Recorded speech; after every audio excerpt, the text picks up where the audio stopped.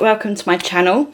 This is the first episode of Cooking the Books that I'm going to be doing. So I have a whole ton of wonderful cooking books at home, a lot of which I have cooked recipes and there's a lot which I haven't. So I thought it'd be really interesting to pick a new recipe each week to share with you and to give you our views on these recipes.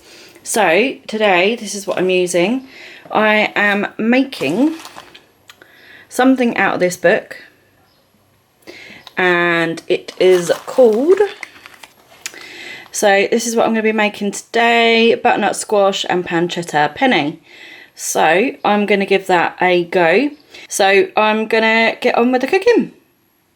For this recipe, we need some olive oil, we need salt and pepper, which I haven't put out, some penne, some butternut squash chunks.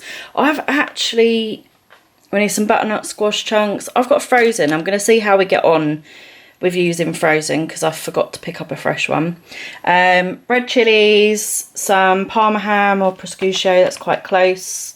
Banana shallots, but I got these ones.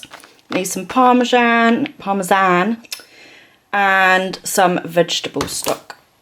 Oh, and some fresh rosemary, which I also didn't pick up, so I'm just going to put in some dried rosemary.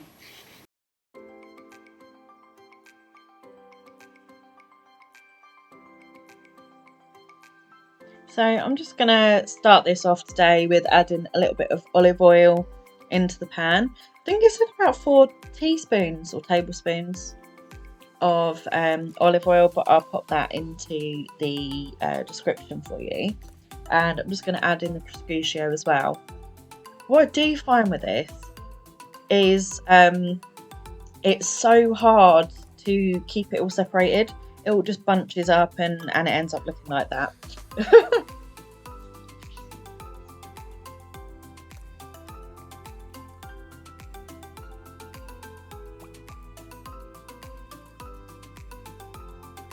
I do apologise if you can hear my dog snoring as well. They're sitting right next to me. They're both here and they're both snoring their flipping heads off. So I'm really sorry.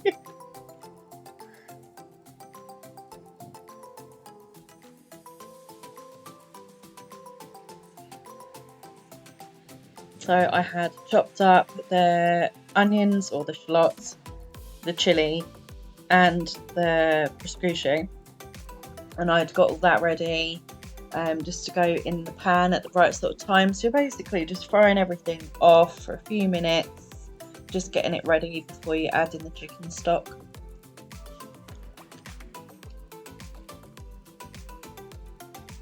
And there's the chilli. So it said to put in half chilli, which for us was more than enough. Like, we don't really, or some of us don't like spicy food. And there was a really nice heat to this pasta, but it wasn't spicy. So I'd say if you're a lover of spicy food, I'd probably add in a whole one.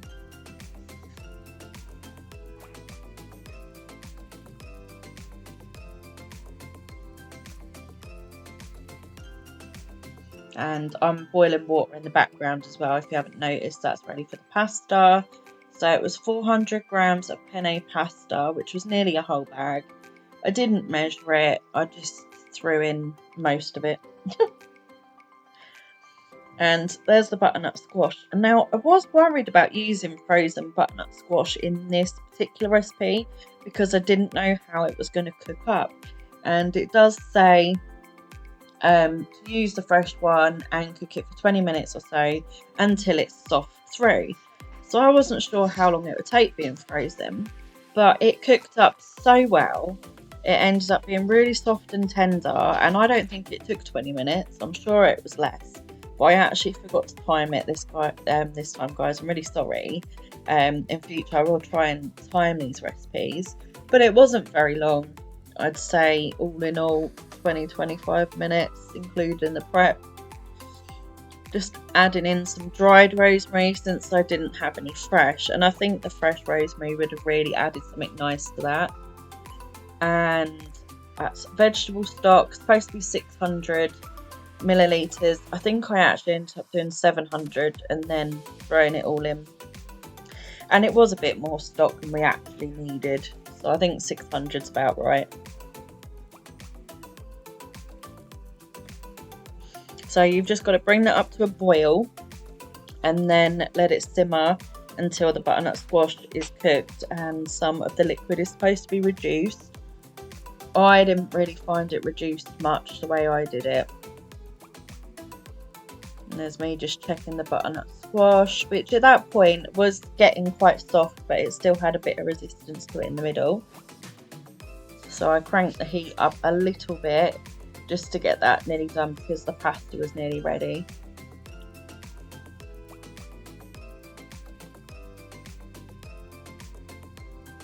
So it does say in this recipe to leave the pasta very al dente. Oh, there's me just adding salt in. I think I put too much salt in, and I think it was because of the amount of stock I put in, because I put in 2 of the pods, and I think it's quite salty. But anyway, so you want to do the pasta until it's definitely not cooked all the way through, because it'll carry on cooking when you add it to the sauce, and that's really important because otherwise you end up with really sloppy pasta, which is not nice. I thought I'd messed up a bit. I thought my pasta wasn't cooked enough before I put it in, but it turns out at the end of it, that pasta was perfect.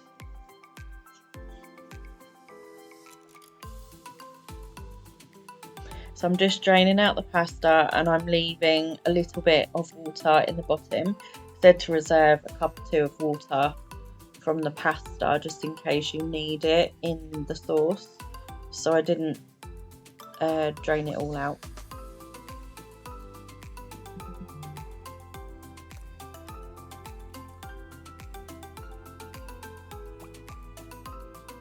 So I'm just letting that sauce simmer away just to finish off that butternut squash.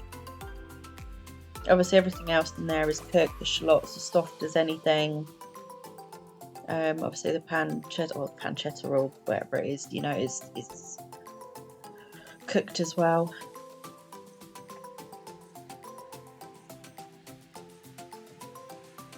Just testing the butternut squash again, which this time it is perfect. So that was all ready to start combining it all. There's my fat arm in the way, sorry guys. So I couldn't just pour the pasta straight into the dish because I didn't want to add all the water that was in there. So I did it the hard and long, slow way, honestly.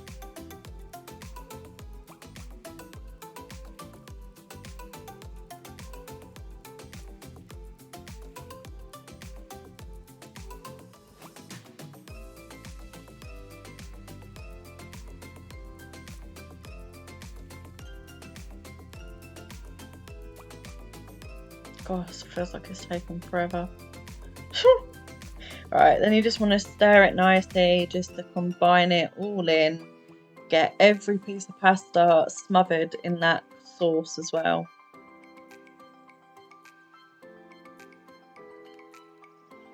So I'm not really a lover of butternut squash, and all of my kids apart from Amelia hate it. So I don't know why I picked this recipe, to be honest, but I am trying to get us to eat things that we don't always eat. Just trying to get a bit more veg in us. So I thought it'd be interesting, since we're doing like this little experiment of trying new foods, trying, you know, what's in the cookbooks. I thought this would be a good start because I've done a pasta from this book before, which is amazing. It's on my channel. It's palm ham and broccoli giggly or something it's called. Absolutely delicious. It's my favourite pasta recipe ever. So I did want to try another one from this book. As you can see, it's just glistening in that sauce.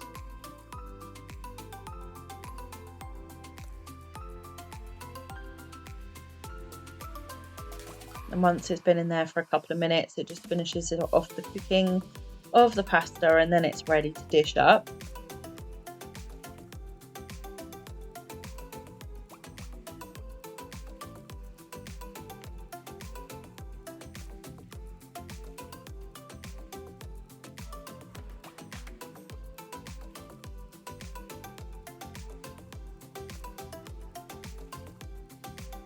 So this is the pasta. I'm just going to add in some Parmesan cheese onto it.